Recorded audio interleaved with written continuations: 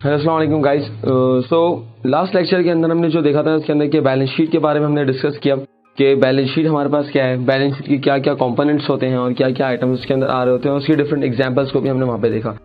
अच्छा, एक छोटी सी चीज़ हमारे पास है जो इनकम स्टेटमेंट और बैलेंस शीट से रिलेटेड है, जिसको नॉर्मली मैं लास्ट में बताता हूँ।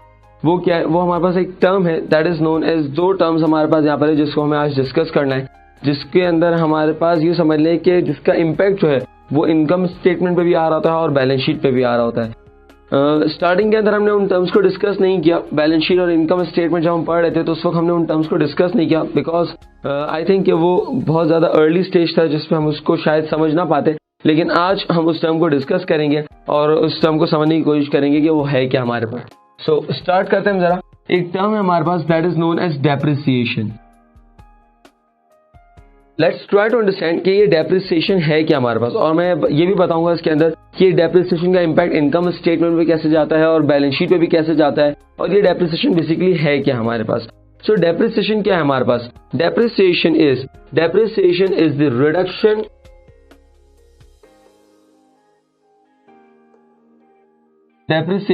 Reduction in the value of depreciation is the reduction in the value of fix assets, यानी कि फिक्स एसेट की वैल्यू के अंदर जो रिडक्शन होती है that is known as depreciation.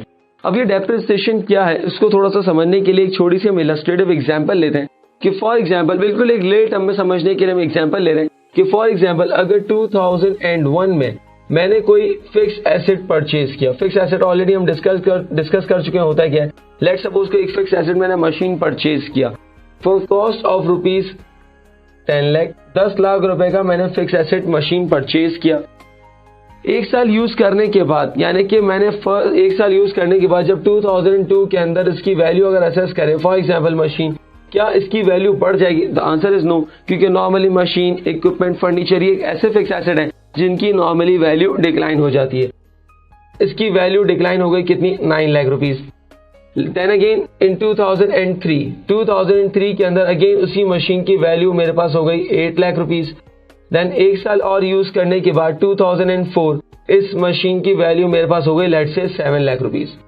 यानी कि अगर मैं देखूं तो हो क्या रहा है कि by the passage of time मेरे पास हर साल जैसे जैसे मैं इस मशीन को, यानी कि इस फिक्स एसेट को यूज कर रहा हूं, नॉर्मली इसकी वैल्यू डिक्लाइन होती जा रही है। एंड दैट डिक्लाइन और द रिडक्शन, इसलिए मैंने यहाँ पे क्या कहा, डेप्रिसिएशन क्या है? डेप्रिसिएशन इज द रिडक्शन और decline in the value of fix asset. Fix asset की वैल्यू के अंदर जो रिडक्शन हो रही है, जो डिक्लाइन आ रहा है, दैट डिक्लाइन और reduction is known as depreciation. अब ये डेप्रिसिएशन है क्या इसमें, देखते जरा इसके अंदर। सर मेरे फिक्स एसेट की जो वैल्यू थी इन 2001 मशीन की वैल्यू थी 10 लाख रुपीज। देन इन 2002 मेरे इस एसेट फिक्स एसेट की वैल्यू हो गई 9 lakh. It means there is a decline of 1 lakh. ऐसा ही है, यानी कि इस 2001 के अंदर मेरे इस फिक्स एसेट की वैल्यू के अंदर डिक्लाइन आया 1 लाख रुपीज का। देन अगेन 2002 के अंदर मैंने इस एसेट को फिर से यूटिलाइज किया। यूज करने के बाद 9 लाख से उसकी वैल्यू 8 लाख हो गई। अगेन इस एसेट की वैल्यू के अंदर 1 लाख रुपीज का डिक्लाइन आया। देन अगेन मैंने 2003 के अंदर यहाँ पे इस एसेट को यूज किया और 2003 में यूज करने के बाद इस एसेट के वैल्यू के अंदर अगेन एक डिक्लाइन आया और आपके पास 8 लाख से इसकी वैल्यू हो गई let's suppose 7 lakh. Just for the sake of understanding हम ये एग्जांपल ले रहे हैं। नॉर्मली इसको कैलकुलेट करने का वैल्यूज कहाँ से आ रही है, डिक्लाइन कैसे हो रहा है, इसके लिए पूरा प्रॉपर फॉर्मेट है, पूरा आपके पास स्टैंडर्ड्स गिवन है। तो हम अभी फिलहाल उसमें नहीं जा रहे, हम जस्ट इस टर्म को, डेप्रिसिएशन को समझने की कोशिश कर रहे हैं है क्या हमारे पास। हम अगर यहाँ पे ऑब्जर्व करें तो हो क्या रहा है सर, 2001, 2002, 2003 एवरी ईयर जब मैं इस एसेट को यूटिलाइज कर रहा हूं तो इसकी वैल्यू के अंदर एक ग्रेजुअल डिक्लाइन आ रहा है। एंड दैट डिक्लाइन फोकस कीजिएगा, and that decline is known as depreciation. यानी कि ये जो मेरे पास डिक्लाइन आ रहा है that is known as depreciation. ये जो मेरे पास 1 लाख रुपए का डिक्लाइन आ रहा है that is known as depreciation. ये जो 1 लाख रुपए का मेरे पास डिक्लाइन आया that is known as depreciation. So depreciation is what? Reduction in the value of any fix asset is known as depreciation. Depreciation की वैल्यू के अंदर जो फिक्स एसेट की वैल्यू के अंदर जो डिक्लाइन आता है that is known as depreciation. So depreciation को बिल्कुल लेट हमें समझने के लिए हमने क्या कहा, रिडक्शन और decline in the value of fix asset is known as depreciation. अच्छा, अब नॉर्मली इस डेप्रिसिएशन के अंदर मेरे पास यहाँ पर दो टर्मिनोलॉजीज यूज की जाती हैं, दो टर्म्स को हम नॉर्मली यूज करते हैं डेप्रिसिएशन के केस के अंदर। एक मेरे पास टर्म यूज की जाती है that is known as depreciation expense, और एक टर्म हमारे पास यूज की जाती है that is known as allowance for depreciation, और we can say that accumulated depreciation. यानी कि डेप्रिसिएशन के केस के अंदर मेरे पास दो टर्मिनोलॉजीज नॉर्मली डिस्कस की जाती हैं, that is the depreciation expense and the allowance for depreciation. अब इसको समझते हैं ये दोनों टर्मिनोलॉजीज हैं क्या, दोनों में फर्क है, एंड देन फर्क के साथ साथ हमें इसकी प्लेसमेंट भी देखनी है कि हम इन दोनों को किस जगह पे रिकॉर्ड करते हैं, दोनों की डेस्टिनेशन क्या है। First of all let's try to understand कि डेप्रिसिएशन एक्सपेंस और अलाउंस फॉर डेप्रिसिएशन में फर्क क्या है। What is the basic difference between the depreciation expense and allowance for depreciation. तो दोनों का कंपैरिजन करते हैं। सो डेप्रिसिएशन एक्सपेंस क्या है? डेप्रिसिएशन एक्सपेंस के बारे में अगर पूछें तो depreciation expense is the depreciation, और अभी हमने डिस्कस किया कि डेप्रिसिएशन क्या है। Depreciation is the reduction in the value of fix asset.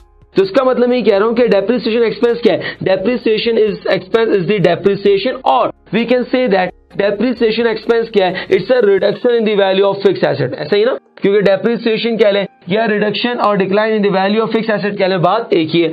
So depreciation expense क्या है? Depreciation expense is the depreciation of a particular year, यानी कि जब मैं एक पर्टिकुलर ईयर के reduction in value of fix asset की बात करता हूं, ऑफ अ पर्टिकुलर ईयर, यानी कि जब मैं एक साल के रिडक्शन की बात कर रहा हूं, मैं एक साल की अगर डेप्रिसिएशन की बात कर रहा हूं, so that is known as depreciation expense. अभी हम एग्जांपल के थ्रू भी देखते हैं कि जो अभी मैंने यहाँ पे एक इलस्ट्रेटिव एग्जांपल दी है, इसी के अंदर हम करके देखेंगे कि मैं क्या कहना चाह रहा हूं।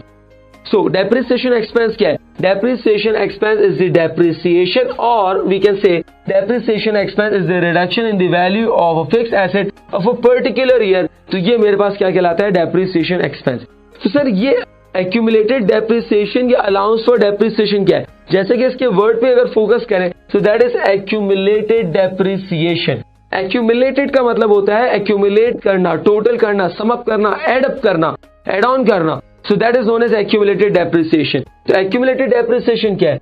Accumulated depreciation is the sum of all depreciation.